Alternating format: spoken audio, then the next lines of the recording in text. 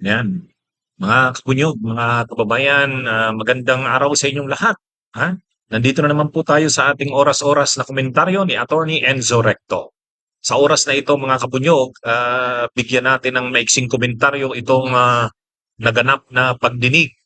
Pangatlo na yatang hearing ito ni Bato de la Rosa ng kanyang komite doon sa PDEA leak na sinasabi niya. Itong tungkol sa mga expose daw ni Jonathan Morales na kung saan involved daw sa drugs si PBBM, ha, at si Maricel Soriano. Ngayon, pangatlong hearing na ito. Ngayon, ang isa sa mga nangyari ngayong hapon, mga kabunyog, yung dating PDEA, Philippine Drug Enforcement Agency Chief, Director General, itong si Junicio Santiago, dating PDEA chief ito. Nung panahon ni Gloria, 2003 daw, siya na yung PDEA chief hanggang 2010.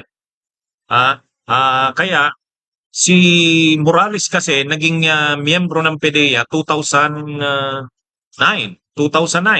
So nagpang-abot sila sa PDEA. Ngayon, base dito sa mga sinabi ni ex-PDEA chief Junicio Santiago, wala daw yan. Ano daw yan si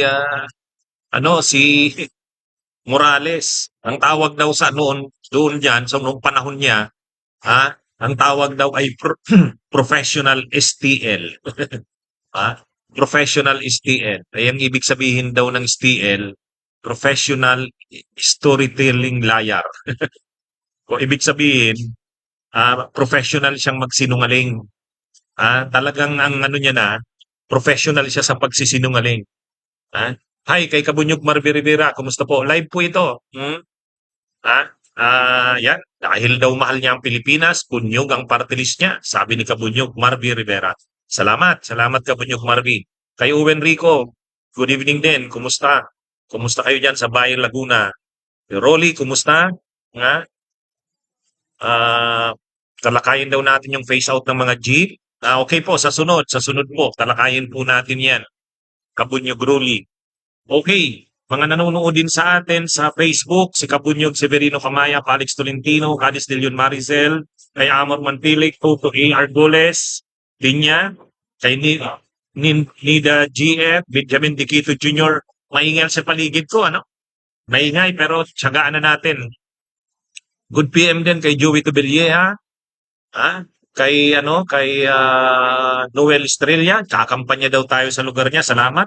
Gerald Garcia, Susana Papio Lavarias, Luar at Napas, kay Jerry Manahan, Antonio Ike Manay, kay Omar Cades, yan. Happy viewing sa inyo, Edgar Santuyo, kay Ricky Oinigi, kay James Clementine, Il Lucero, kumusta po kayo dyan sa Cebu City, Alicia Beth, kay Marianel Maribaw sa Bohol, Bohol pa lang, apelyido, sorry, sa Ronda Cebu. Happy viewing sa inyo kay ito, si Kapunyog Hani Gibara, parang may second voice daw sa likod. Ernie De La Torre, itong si Hani Gibara, laging nanonood to sa akin. Kay Romel Arabacan, Ernie De La Torre, sa Quiet, shout out din po sa inyo. Okay, kay Buyet Quintano, martilis niya daw ang bunyog. Salamat. Ray Bilanghel, kumusta po kayo? Okay, so mga kabunyog, dito wala na ito. Talagang durog na yung pagkatao ni durog na yung pagkatao ni Morales dito. Wala na Mismo ng dating PDEA chief, boss niya ito. Ay itong si Dionisio Santiago, mukhang matino ito eh. Maayos ang record nito. Ewan ko lang pero wala akong nalaman na anong ito. Nito ni Dionisio Santiago. PDEA chief yan eh. Ngayon, anong sabi ni Dionisio Santiago? Nung panahon daw na siya ang hepe ng PDEA, yan daw talaga yung si Morales, kilala daw yan na professional STL. Storytelling liar. Ito mga kabunyog, pakinggan natin ang mga sinabi ni dating PDEA Chief Dionisio Santiago. Alam mo, huwag kang magagalit, Jonathan. Ang tawag ng mga kaibigan namin sa iyo, STL. Huwag mo kakalimutan STL. Kilala ka nila personally. Ang STL, ano STL? Alam ko, the small town lottery. Professional storytelling a liar. STL, yun ang sabi sa akin. Kilala ka nila. General Santiago, naging tao niyo ba itong si Morales? Nakasama ko nga yan. Ang problema, kaya pinapatingnan ko yung organization. Itanong natin sa kanya kung anong level siya doon sa ladder. Sa organization, may ladder yan. Kailan po kayo naging PDEA Chief, General? I was PDEA chief from 2006 to 2010. During the time of President Jimmy? Gloria Macapagal-Arroyo. All right. You resigned in 2010. No, 2003, from the military service. No, from PDEA, General. Kasi iba na yung 2010, dahil administrasyon. nanalo na si, napalitan na si President So you resigned Gloria. na?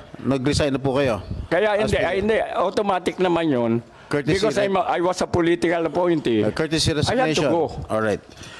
Mr. Morales, kailan pumasok sa PDEA? 2009, Your Honor. So nag-abot po kayo? Yes, General. under my watch. All right. Na wala nang gamit yan, pero po pwedeng dahil nag-offer yung kumpanya na kung ano yung diluted chemicals, bibili nila. So nagkonsulta ako. He's not a member of that group. Who was his immediate superior, General? Si Francia ka mo? Sabi si Francia, hindi ko na sila matandaan. So, wala kayong, nung pumasok si Morales sa PIDEA noong 2009, wala kayong, hindi kayo nag-uusap, hindi mo siya kilala? No, I know him. I know him dahil kami yung Mr. Donut Group. Yung Mr. Donut, umupo ka ng mesa, lahat ng chismis sa buong Pilipinas, mapapakinggan mo. Kasama po siya. Eh, nandun yung kanyang misis, hindi ko malam kung misis niya yun. Kaibigan namin eh. Kaya nung inirecommend, sila General Bobby Santiago, my deputy, recommended, inabsorb namin sila dahil talagang kailangan namin ng ahente. Wala kami talagang, good afternoon, Senator. Pwede niyo pa sabihin sa amin kung ano pagkakilala niyo rito sa ahenteng ito? Hindi nga, ang nangyari nga noon, dahil in-need kami, alam ko, investigador siya ng pulis eh, galing nga sa NAR Group, may experience. O di sige, nag-apply, dumaan sa process, na-approve. Na-approve, so nandoon siya. Ang pinagtataka ko, binanata niya ako, bandang huli, pinalitan si Gutierrez, pumalit si Gutierrez, binanata na naman siya si Gutierrez, tapos ako na magaling. Tapos, nawala si Gutierrez, pumalit si General Kakdak. May problema na naman si General Kakdak. Eh, lahat kami may problema, siya lang ang tama. Pero Magaling eh. Ang yung akala niya magaling siya, siya ang tama. Kaya kami, wala kaming karapatan lahat. Pero General, bago nyo tinanggap o nag-apply sa PIDEA itong si Morales, hindi nyo ba chinek yung kanyang background na na-drop siya sa PNP, na-dismiss siya sa serbisyo, na-suspindi siya, tapos na-drop na naman sa PNP? Ba, hindi ko na kuhan yun dahil nag-present siya sa recruitment group eh. So, ibig sabihin, he misrepresented himself. Hindi, Mr. Chairman, if I may. Ngayon lang ako nakarinig, nandito, ang daming military rito, pati si Chairman. Ano, Chairman, ang nangyayari if you are a wall? When are you dropped from roles? After 31 days ba? General Hangkan? The chairman, Hindi na namin matanda. Pero automatically, pag ikaw nag-leave ka, nag-over ka, binibilang mo yun. Alam mong peligroso ka na, alam mong drop from roles ka, automatic. Hindi na kailangan sabihan ka, alam mong goodbye ka na. alam naman natin yan, sir, na ang kasunod ng drop from roles is discharge from the service. Kung hindi mo maagapan, hindi ka makapag-report. Automatic yan. If you're dropped from roles, ang succeeding is orders yan to be issued is talagang dismissal from the service. Yes, that is the process, Mr. Chairman. That's the process. Yeah. Pero alam mo, pagka lumampas ka, alam mo na automatic, you're drop from Mr. Chair. roles. Yes, automatic. General, maliwanag na maliwanag dito sa kanyang PDS, nakalagay dito, have you ever been formally charged? Ha? Ang sabi niya, no. Pero, he misrepresented himself to the PIDEA dahil marami siyang kaso. Pangalawa, have you ever been separated from the services in any of the following, ano ito? Malabo na ba ito? Modes of resignation, retirement, dropped from the roles, dismissal, termination, end of term, finished contract, awol, or phased out in the public or private sector? Ang sinagot niya, no. Pero, he was dropped, he was dismissed from the service, from the Philippine National Police. Tinanong kita last hearing if you misrepresented yourself sa PDS mo na sinabit mo sa PIDEA, na you were not dropped from the PNP role and was not dismissed and suspended. The PDS was made under oath. So malinaw na nagsisinungaling ka sa PDS mo. Dahil dito, maliwanag na sinabi mo na wala kang mga kaso. Sabi mo, no. Tapos dun sa mga, tinanong ng, may tanong dito sa PDS, have you been separated from the service? Sinabi mo, no. O pero dito, natanggal ka sa serbisyo, meron ka mga kaso, you misrepresented yourself. O di sinungaling ka. Mr. Chairman, Your Honor. Answer directly the question. Wala po akong represent, Your Honor. Kasi po, kinomply ko po yan doon sa PIDEA admin. Kinomply ko po yan. Yan pong mga hindi ko po alam yan na basta kinomply ko po yan. Kaya nga po nila ako tumanggap eh. To continue, Your Honor, Mr. Chairman. No. What did you comply, Mr. Morales? What did you comply? Wala.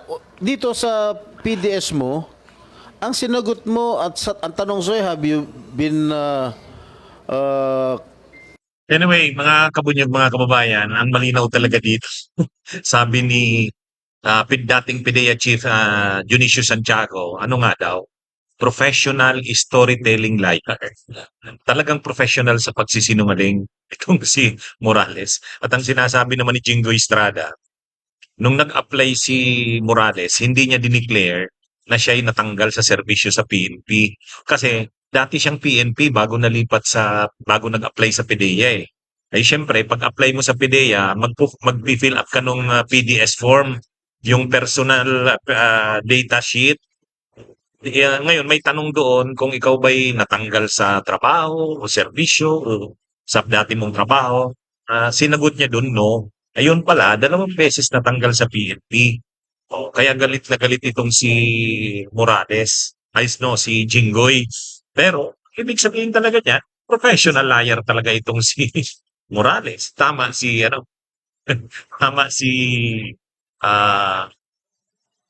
Dionisio Santiago, yung dating PIDEA chief. Tingnan nga natin sa last part kung mayroon pang sinabi si Santiago.